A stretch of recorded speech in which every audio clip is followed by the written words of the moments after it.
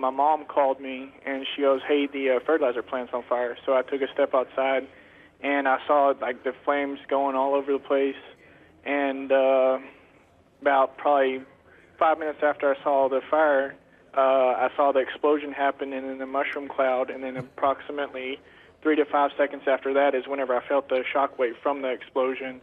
It knocked the phone out of my hand. It blew me back. Luckily, I didn't land on I didn't fall down. I kind of stumbled back on my feet, and it kind of just gave me a little shock. What were your first thoughts? What on earth did you think had happened? Well, I knew that the plant exploded because I'm also a mail carrier here in West, and I knew exactly where it was at and what was going on. And it's planting season here, and so I knew there was anhydrous ammonia tanks over there, and so I just knew that it had exploded from the tanks. You're a U.S. Navy reservist and no doubt got some medical training in your time, so you headed towards the plant to see if you could help out. Yes, sir.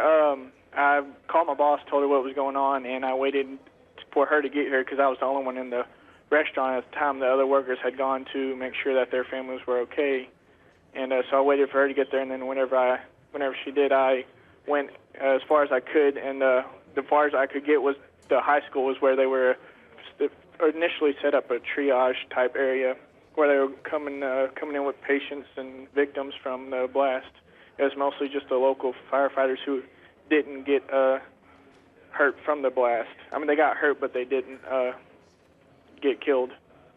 And some of those firefighters had some stories to tell you. No, they really weren't speaking much. They could tell me their name. They knew their birth date, but they didn't know where they were at. Some of them, like one guy has told me that one of his buddies died in his arms, but he couldn't tell who it was. He just said some guy died right there in my arms. It's just devastation around here. I mean, people are willing to help, wanting to help, doing everything they can because everybody, like you said, everybody knows everybody. Everyone's friends. Like you could walk through a town and not have to worry about getting robbed or anything like that. So I mean, it's just devastation and disbelief because nothing ever has happened like this in this town before. So it's just a lot of devastation.